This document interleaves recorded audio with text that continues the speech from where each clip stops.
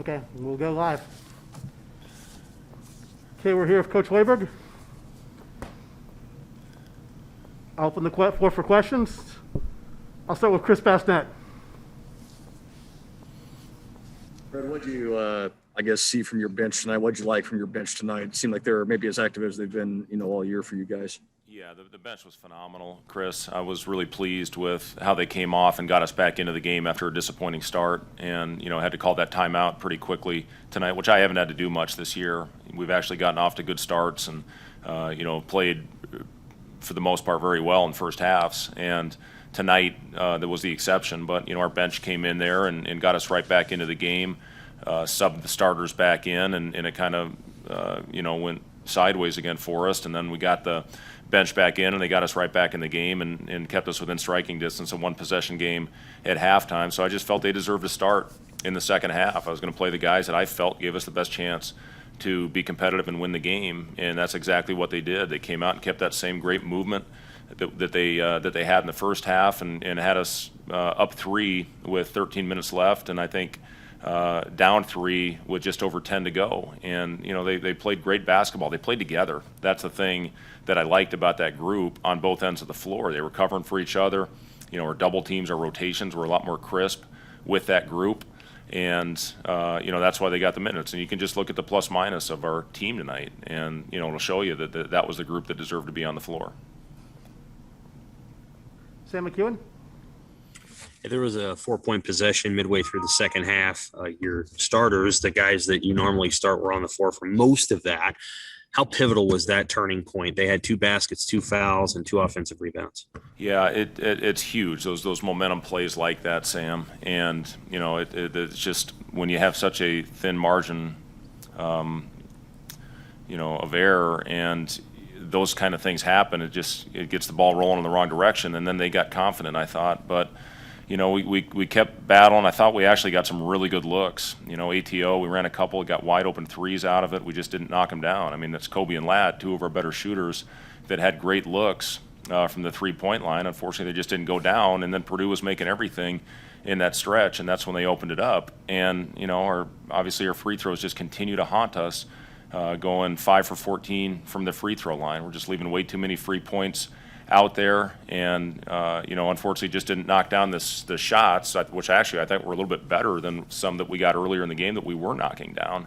But we'll get back to work and keep fighting, keep battling. The good thing is we'll get our guys a good day of rest tomorrow, get them back in the gym. We're going to have some things obviously to work on to correct heading into the Penn State game. We have not had a true practice. I can't even remember the last time we had a good practice. So, hopefully Monday, heading into that Penn State game, and that's going to be the last one that we'll be able to have most likely for a while when you look at what the tentative schedule that's been put in front of us. So, we got to take advantage of that day. It's going to be an important one to clean some things up. Robin Washut. I guess on the Bride side, you were able to contain Williams pretty well, 9 points, 3 rebounds. But conversely, Stefanovic went off there in the second half. Was that kind of a pick your poison situation where you just kind of hoped that they would continue to miss those 3-pointers and then finally they got hot? Well, you look at the numbers and you play the percentages a lot of times, and he was coming off one of the better performances I've seen from anybody in the league with 28 points against Michigan State, and scored it in so many different ways. And I thought early, like I said, especially when the bench group got in there, they made some really good rotations on our double teams. And as the half went on, I thought what got Stefanovic going was the free throws. When he got the 2 free throws, that's generally what can get a shooter going when you're having struggles like he has been.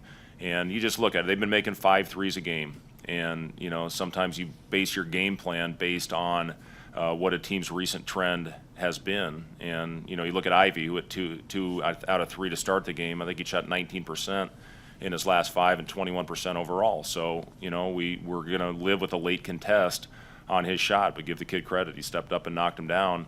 And then Stefanovic, I did think it was a matter of time. He was a guy that we were going to chase, not gap, but we lost him unfortunately a few times on rotations. And I think a big part of that was just lack of communication as we wore down.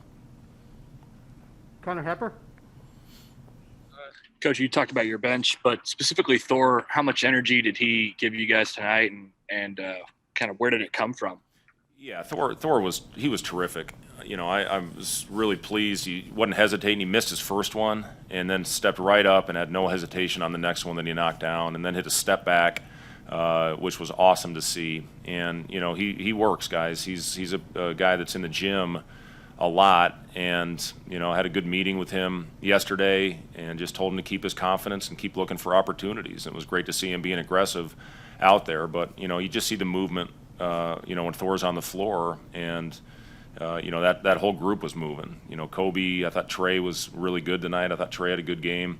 Ivan gave us great minutes out there, and Shamil. So that was the group that I felt deserved, especially starting that second half. And again, I think they were +6 in the second half with in the first 7 or 8 minutes of that of the half. So just again, I still believe in those other guys, no doubt about it. They've given us good quality minutes over the course of the season. It's just another product of being there, being right there, and then unfortunately not being able to finish in those last 10 minutes. Hopefully, we'll correct some things and be able to finish these games. But I didn't think it was a lack of effort. I didn't think it was because we didn't have good shots. I thought we got some great looks. Unfortunately, that just weren't going through the hoop.